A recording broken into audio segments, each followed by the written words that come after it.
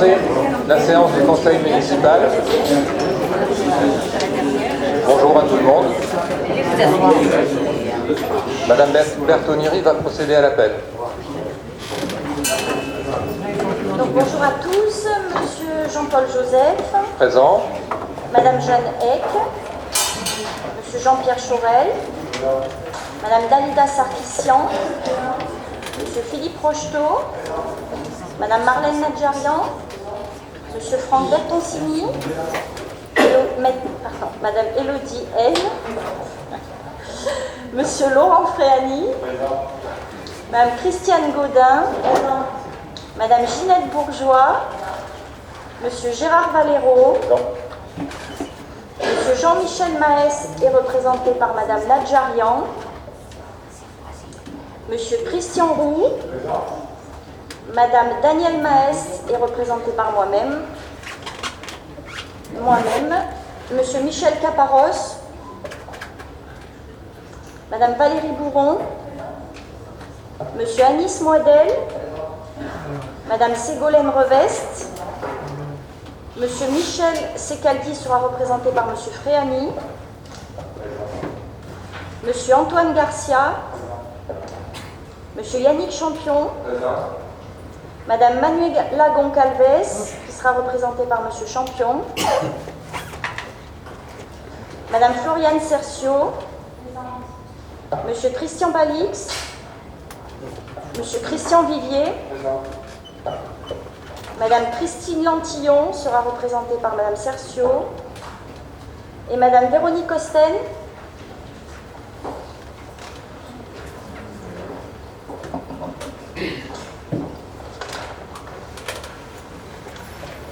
Nous allons commencer par approuver le procès-verbal de la séance du jeudi 16 juin.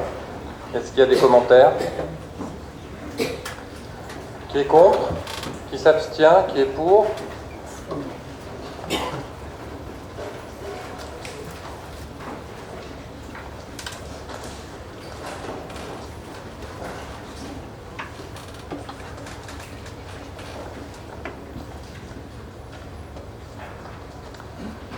Alors, les décisions prises par le maire, il y en a 3. Participation de la commune et participation des familles pour le séjour des Cadonnières du 6 au 11 juillet 2016. Régie de recettes, police municipale, encaissement des droits de fourrière et frais vétérinaires et encaissement des cartes d'accès de l'aire piétonne et la fixation du tarif de la carte d'accès de l'aire piétonne. Contentieux. Devant le tribunal administratif, Madame Cercio, Monsieur Champion, Madame Goncalves, Monsieur Garcia et Madame Lantillon, contre la commune de Bandol, demande d'annulation du règlement intérieur adopté le 31 mars 2016 par le conseil municipal. Par requête présentée le 18 mai 2016, Madame Cercio et autres demandent l'annulation de la délibération 29, adoptée le 31 mars 2016, par laquelle le conseil municipal a adopté le règlement intérieur du conseil, notamment sur le droit d'amendement, les questions orales et les modalités de modification du dit règlement. Par acte enregistré au greffe du tribunal le 30 juin 2016, Madame Cercio, Monsieur Champion, Madame Goncalves, Monsieur Garcia et Madame Lantillon indiquent se désister purement et simplement de leur requête suite à l'abrogation du règlement intérieur. Par un mémoire en défense enregistré le 7 juillet 2016, la commune de Bandol conclut au non-lieu à statuer.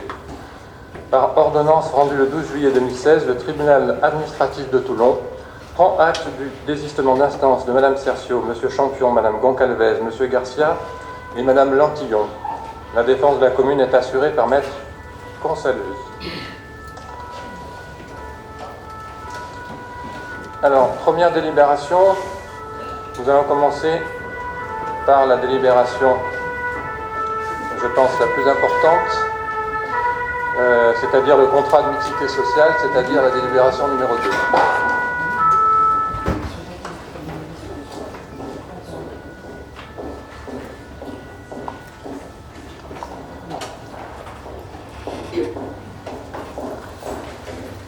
Alors, vu le Code général des collectivités territoriales, vu la loi SRU du 13 décembre 2000, notamment l'article 55, complété par la loi du 13 janvier 2013 relative à la mobilisation du foncier public en faveur du logement et au renforcement des obligations de production de logement social, c'est la loi Duflot, complétée de la loi du 24 mars 2014 pour l'accès au logement et un urbanisme rénové, la loi Allure.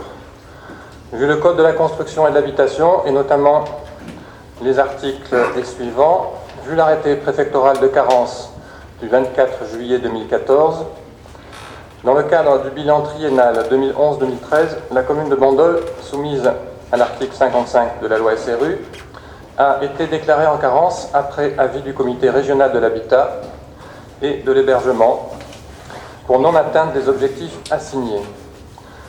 La loi Duflot et la loi Allure disent qu'au plus tard, en 2025, les logements locatifs sociaux devront représenter au minimum 25% du parc de résidence principale de la commune.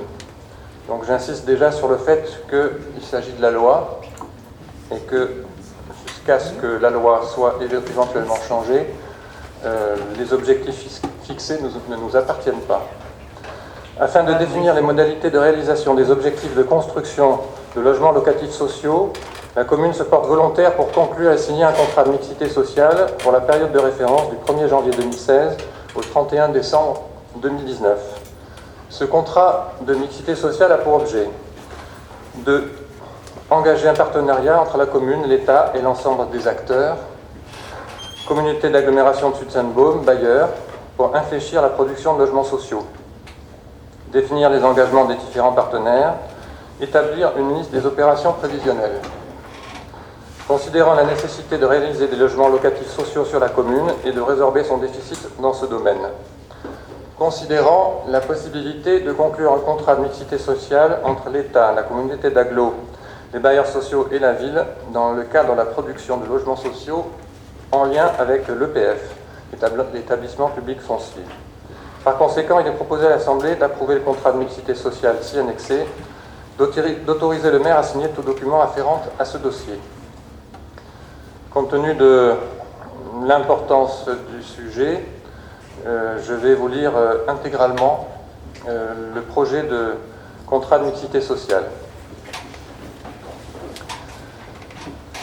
Donc, entre l'État représenté par le préfet du Var, M. Pierre Soublet, et la commune de Bandol représentée par son maire, donc moi-même. Signataire associé, la communauté d'agglomération de Sud-Seine-Baume, représentée par son président, Ferdinand Bernard. L'Office public départemental, Var Habitat, représenté par son directeur général, Martial Aubry. L'ESH, Logis familial varois, représenté par son directeur général, Pascal Friquet. La société Erilia, représentée par son directeur général, Bernard Ranvier. Il est convenu ce qui suit. En préambule, les modalités pour atteindre l'objectif prendront en compte les particularités du territoire, telles que les contraintes liées à la prévention des risques, au coût et à la rareté du foncier. Je précise déjà que cette phrase ne figurait pas sur le contrat de mixité sociale qui était prévu pour le conseil municipal précédent, enfin plutôt celui d'avant, et que c'est une phrase excessivement importante. Cadre réglementaire. Dans le cadre du bilan triennal 2011-2013, la commune de Bandol, soumise à l'article 55 de la loi SRU du 13 décembre 2000, a été déclarée en carence pour non-atteinte des objectifs assignés sur la période, donc déclarée le 24 juillet 2014. La loi Duflot, complétée par la loi Allure, modifie ces dispositions, et donc c'est ce que je disais tout à l'heure. Les logements locatifs sociaux en 2025 au plus tard devront représenter au minimum 25% du parc de résidence principale de la commune. Dans ce nouveau contexte législatif, la commune de Bandol a un objectif de réalisation de 1024 logements locatifs sociaux pour répondre à ses obligations à l'échéance 2025, soit donc à minima sur les périodes triennales 2014-2016, 261 logements sociaux, 25% du nombre de LLS manquants, LS logements locatifs sociaux, 2017-2019, 261 logements sociaux. L'objectif de la période 2017-2019 sera révisé pour prendre en compte l'évolution du nombre de résidences principales sur la commune. Je reviendrai bien sûr tout à l'heure sur le nombre de ces logements qui, bien sûr, paraît énorme. L'objectif est donné à titre indicatif et seul l'objectif notifié à la commune au cours du premier semestre 2017 sera opposable. Pour atteindre l'objectif final assigné par la loi, en plus des objectifs triennaux ci-dessus, 25% des résidences principales nouvelles réalisées devront être consacrées à du logement locatif social. Les besoins exprimés sur la commune. Sur la commune de Bandol, on dénombre 5474 résidences principales au 1er janvier 2014 et on devrait ainsi posséder 1365 LLS. Or, l'inventaire au 1er janvier 2015 fait état de 345 LLS présents sur la commune de Bandol. Parallèlement, on dénombre actuellement 349 demandes enregistrées d'obtention d'un LLS sur la commune de Bandol et près de 2000 sur le périmètre de la communauté d'agglomération. Alors je précise tout de suite qu'il s'agit des demandes avec Bandol en premier choix et si on prend toutes les demandes de LLS, on est beaucoup plus haut à 1210 demandes. Par ailleurs, on constate les caractéristiques suivantes de la commune. 15,5% de la population est sous le seuil de pauvreté. 49,5% des ménages ont des ressources inférieures au plafond du prélocatif à usage social, le PLUS. Donc plus de la moitié ont des ressources inférieures au plafond du prélocatif aidé d'intégration, le PLAI. 36% des propriétaires occupants ont des ressources inférieures au plafond du PLUS. 6% des locataires du parc privé sont en situation de suroccupation. 3% du parc privé potentiellement indigne. 88 copropriétés fragiles. Les enjeux de la commune sont donc de retrouver une offre adaptée aux besoins des ménages locaux avec une croissance démographique maîtrisée ainsi qu'un développement d'un habitat résidentiel plus durable et une optimisation de l'existant. Densification, rénovation, requalification. Le programme d'action du PLH en vigueur sur la communauté d'agglomération. La commune de Bandol est rattachée à la CASSB, Communauté d'agglomération Sud-Sainte-Baume, qui a approuvé un programme local de l'habitat pour la période 2011-2017, dont le programme d'action est le suivant. Contenir l'évolution démographique tout en répondant au mieux à la demande des ménages locaux, avec un objectif fixé à 350 logements par an pour répondre aux besoins de la communauté d'agglo.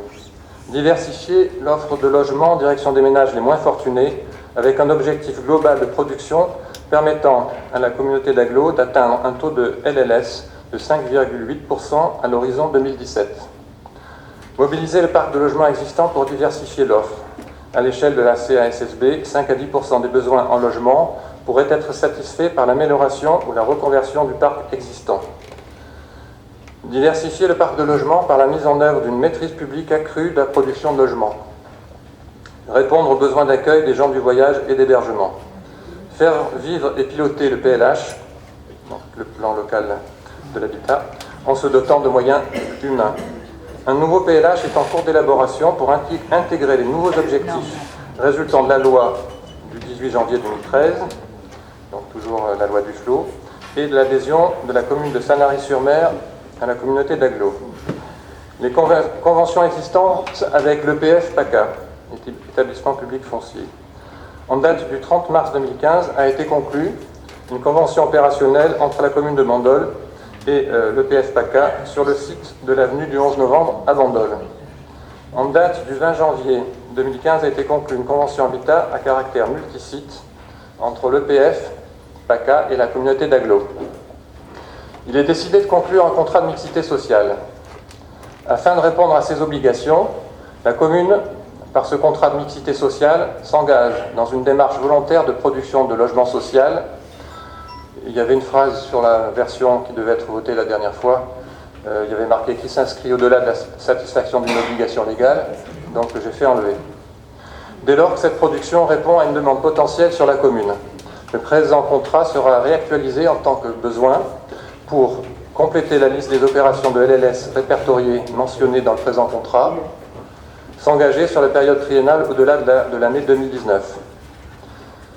Article 1. Les engagements globaux de financement ou de conventionnement.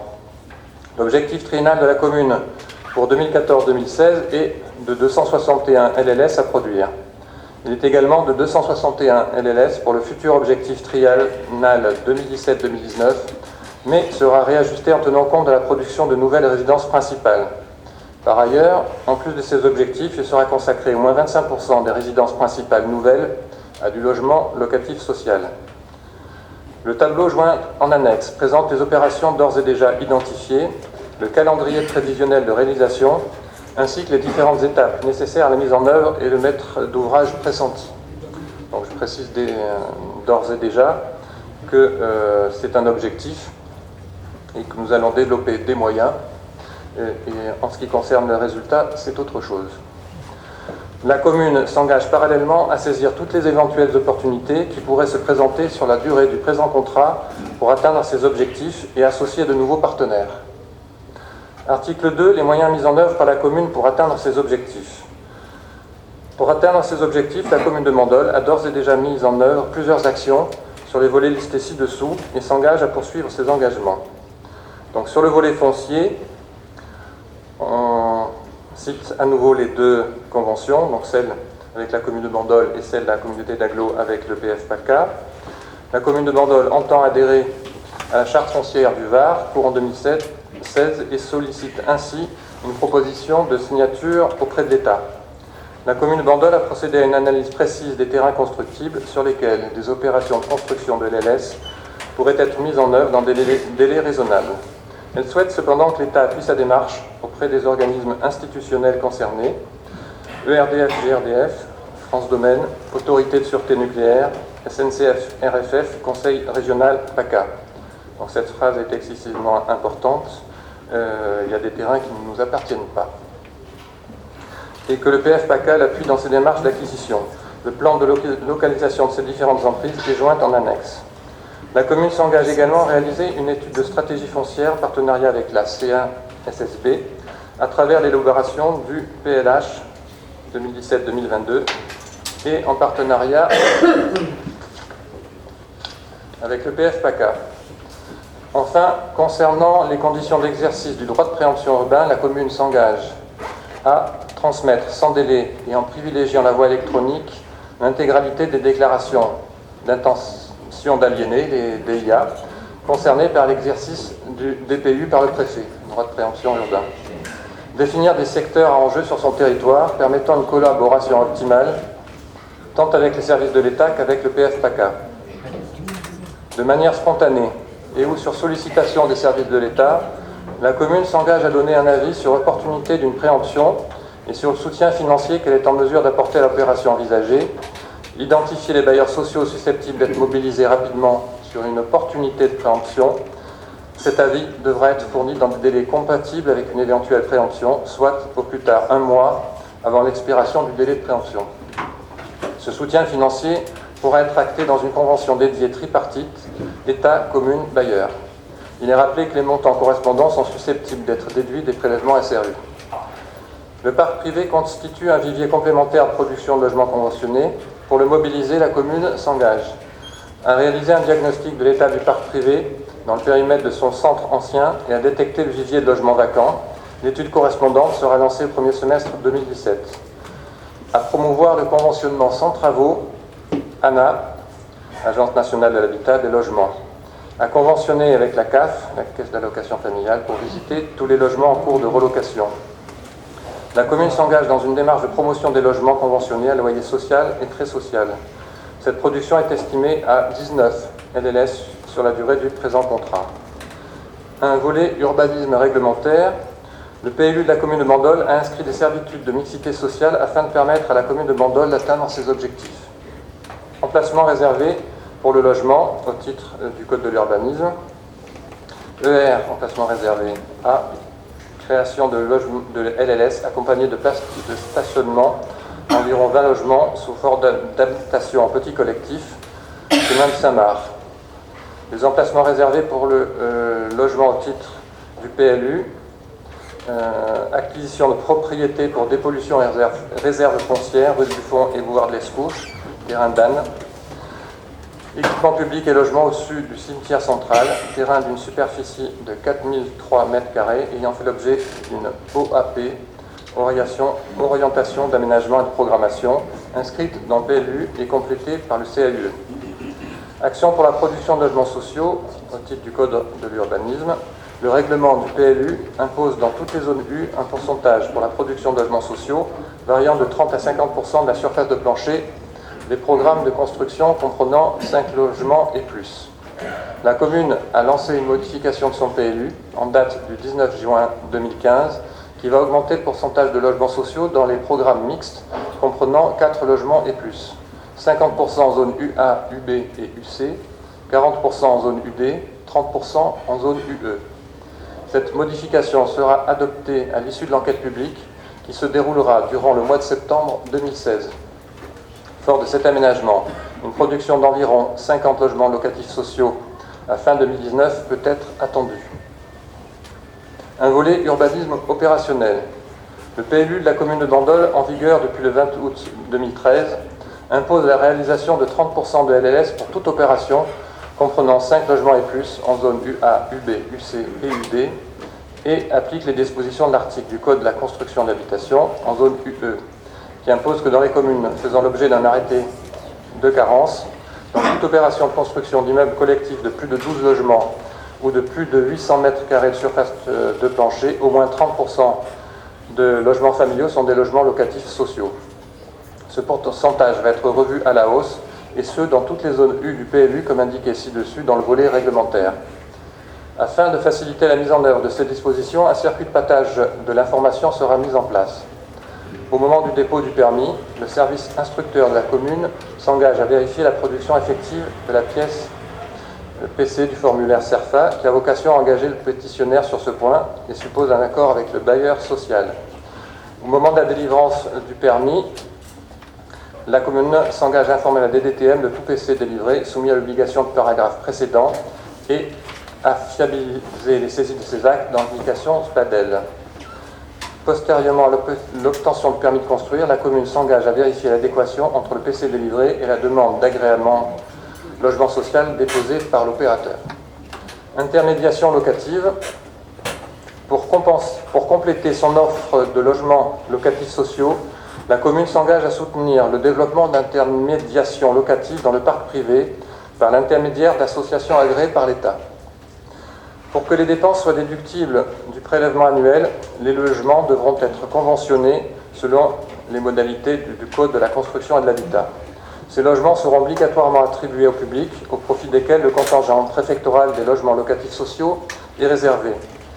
Les conditions de mise en œuvre seront précisées dans le cadre d'une convention tripartite signée entre l'État, la commune et l'association agréée. Un volet financement.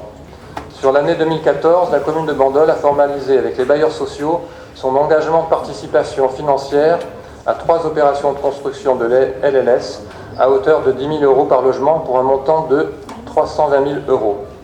Cette somme sera ainsi déduite du prélèvement SRU 2016. Elle a également formalisé en 2015 son engagement de participation financière à l'opération de construction de 43 LLS sur le site de l'ancien camping Valongue pour un montant total de 430 000 € qui viendra en déduction du prélèvement SRU 2017. Enfin, la commune de Bandol s'est engagée à participer financièrement à l'opération de construction de 14 LLS poursuivie actuellement par l'EPF PACA Impasse de Frontenac à hauteur de 15 000 € par logement afin d'équilibrer économiquement cette opération, soit un montant total de 210 000 € qu'elle déduira ensuite du prélèvement SRU en N+2. Pour les années à venir, la commune de Bandol s'engage à poursuivre de tels engagements financiers en vue d'assurer l'équilibre économique de ces opérations de construction de LLS en partenariat avec l'EPF PACA et les bailleurs sociaux. Donc, je précise tout de suite qu'il n'y a pas de montant imposé parce que, comme je l'ai fait remarquer aux représentants du préfet, si on donnait 10 000 € par logement et qu'on construisait 1000 logements, ça ferait 10 millions d'euros. Pour les années à venir, la commune de Bandol s'engage à poursuivre de tels engagements financiers. Elle s'engage à faire connaître le montant des subventions qu'elle entend accorder aussi en amont que possible afin de faciliter l'établissement du bilan financier par l'opérateur dans la limite du montant du prélèvement de base. Conformément au Code de la construction et de l'habitation, la commune envisage la possibilité que l'État puisse conclure une convention avec un ou plusieurs organismes bénéficiant de l'agrément afin de mettre en œuvre sur le territoire de la commune, au sein du parc privé, un dispositif d'intermédiation locative.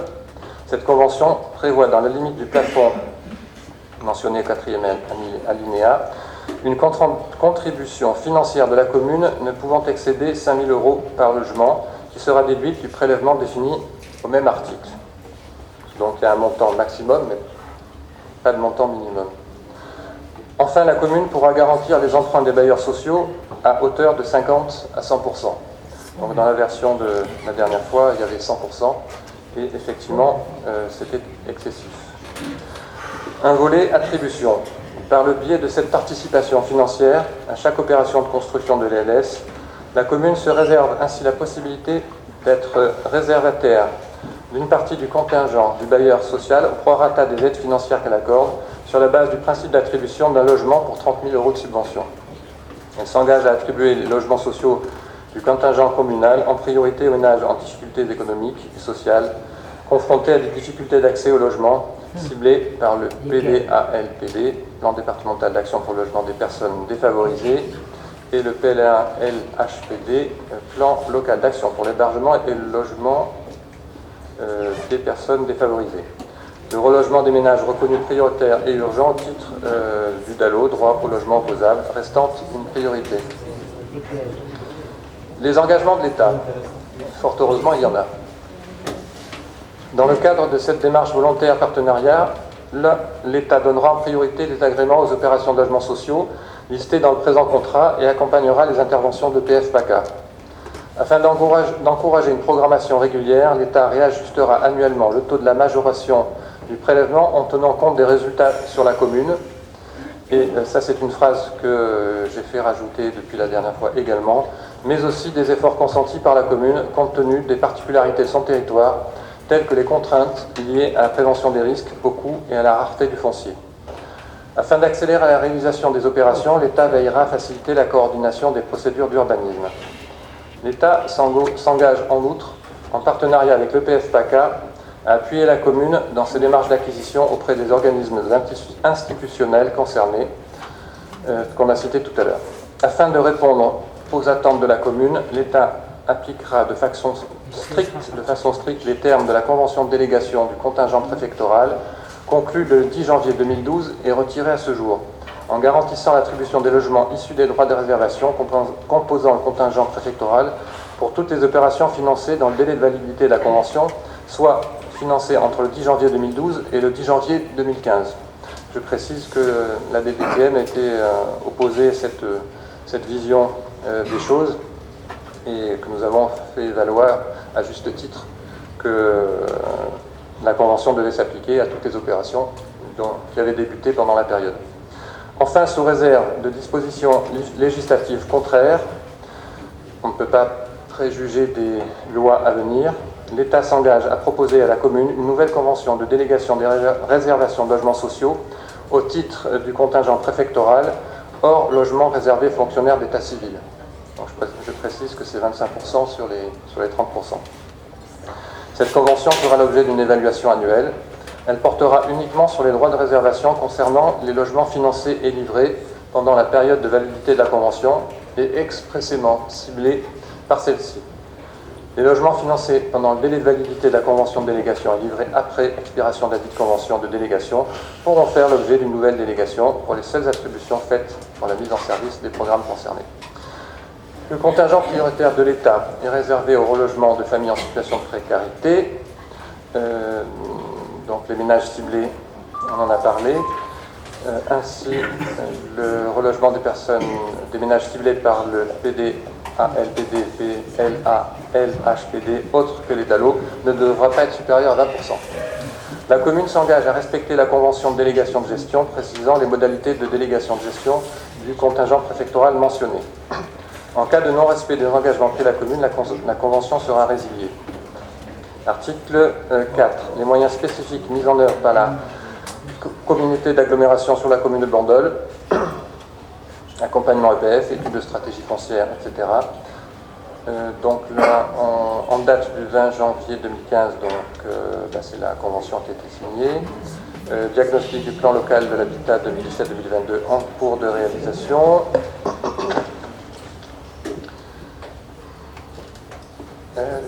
Article 5, les engagements des bailleurs sociaux. Les bailleurs sociaux signataires du présent contrat s'engagent à participer activement à la production de LLS sur le territoire communal, en accompagnant la commune dans tout projet de construction et en étudiant le montage juridique et financier le plus approprié à l'opération, acquisition en VFA, en vente en état futur d'achèvement, baux et construction à loyer capitalisé, etc. et apporter toute aide à la commune dans le cadre de l'amélioration de l'habitat. Ils s'engagent à communiquer à la commune leur bilan financier pour chaque opération afin qu'elle puisse faire approuver par son conseil municipal le montant des subventions accordées afférentes à chaque opération. Ils s'engagent à donner des informations à la commune pour préparer les commissions d'attribution des LLS et à produire les comptes rendus de ces commissions. Ils s'engagent à organiser des commissions d'attribution décentralisées au sein des locaux de la ville, associer les autres réservataires de logements d'opération afin de croiser les listes des demandeurs de logement.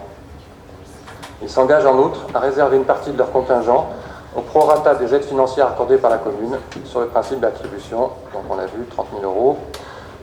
Il s'engage à réserver à la ville pour toute nouvelle opération de construction un contingent de logements représentant 20% des logements créés en contrepartie de sa garantie d'emprunt. Afin de permettre la réalisation de programmes de développement, il s'engage à accompagner la ville dans l'analyse et l'étude d'opportunités d'acquisition foncière et d'immeubles à construire, ainsi qu'à la recherche des financements et agréments attachés à chacune des opérations programmées. Article 6, suivi et évaluation du contrat. Le présent contrat est conclu du 1er janvier 2016 au 31 décembre 2019. Un comité de suivi composé de l'État, de l'EPCI, donc la communauté d'agglo, de la commune et des bailleurs sociaux se réunira régulièrement en tant que de besoin. Un bilan annuel sera établi par la commune, transmis et présenté au cours d'une réunion durant le premier trimestre de chaque année civile. En cas de non-respect du contrat, pour non-atteinte des objectifs et non-réalisation totale ou partielle des engagements pris, il pourra y être mis fin de façon unilatérale par l'État à tout moment. Le présent contrat pourra être précisé ou modifié par voie d'avenant à l'initiative de l'une ou l'autre des parties. Alors vous avez joint en annexe la liste des opérations prévisionnelles. Non, je ne vous les cite pas toutes, il y en a beaucoup. Je voudrais juste faire une observation pour l'opération numéro 2, les garages Rancurel, en dessous de la poste. Il était marqué 100% de logements sociaux lors de la mouture précédente et ça a été modifié. Il y a 100% ou 50% avec compensation sur l'autre opération. Alors, ce que je voudrais expliquer, avant de rentrer dans le débat proprement dit, je pense que c'est important effectivement d'expliquer les choses, parce qu'il y a beaucoup d'idées reçues et d'informations qui sont pour le moins parfois déformées. Il faut vraiment que les bandolés comprennent l'enjeu de ce qui se passe actuellement. Alors pourquoi le contrat de mixité sociale, ce fameux CMS? Alors je rappelle qu'une instruction a été transmise le 30 juin 2015 au préfet de département et de région. C'était à la suite d'une déclaration de Manuel Valls, et qui précise les modalités à mettre en œuvre pour développer la mixité sociale dans les 218 communes ne respectant pas le taux de 25% de logements sociaux. Et donc c'est le cas de Bandol. Ce CMS donc, a vocation à faire l'objet d'évaluations régulières, au moins annuelles, et à être modifié pour prendre en compte donc, l'évolution de la situation de la commune. Ça c'est bien précisé dans l'instruction. Et pour les communes qui souhaitent volontairement signer ce contrat, donc nous en ferons, je l'espère, partie, et je vais vous expliquer pourquoi c'est nécessaire, voire indispensable. Le document précisera les moyens que la commune s'engage à mobiliser pour atteindre ses objectifs, et notamment la liste des outils et des actions à déployer. Et je répète, une fois de plus, on a une obligation de moyens, et moi je l'ai rappelé directement au préfet, pas de résultat, une obligation de moyens, pas de résultat. D'après le dicton que tout le monde connaît, à l'impossible, nul n'est tenu. Pour les villes récalcitrantes, il y en a à peu près 90, Bandol en fait partie, les préfets sont invités à utiliser les outils légaux mis à leur disposition pour faire sortir des logements sociaux coûte que coûte. Donc l'arsenal dont dispose l'État est assez dissuasif. Pour s'assurer de la maîtrise foncière des opérations, ils peuvent déléguer le droit de préemption urbain à l'un des délégataires identifiés dans le Code de l'urbanisme, donc il y a les EPCI, et directement un organisme de HLM, en vue de mener pour le compte de l'État des études foncières préalables. Plus grave, les préfets sont invités à modifier les documents d'urbanisme pour débloquer des situations ne permettant pas de réaliser les constructions nécessaires au développement de l'offre de logement. Et encore une fois, je répète que la loi s'impose à tout le reste, c'est-à-dire elle s'impose au PLU et au contrat de mixité sociale. Les préfets doivent aussi identifier des secteurs dans lesquels l'État reprendra l'instruction à la signature des permis de construire pour les opérations de logement. Et ça, le préfet a commencé à le faire avec l'arrêté de décembre dernier, où il a pris la maîtrise totale de l'instruction des permis sur 2 zones qui sont le territoire de la rue des Écoles et Valongue. Enfin, ils sont en droit d'inscrire une partie du financement des logements sociaux réalisés comme dépenses obligatoires sur le budget de la commune carencée. C'est-à-dire que en la matière, ni moi ni personne ne pouvons empêcher que les dépenses soient inscrites obligatoirement au budget. Et surtout, le point essentiel, et ça il faut vraiment que tout le monde le comprenne, et ça je l'ai dit déjà plusieurs fois, contrairement à une idée reçue, la signature ou pas du CNR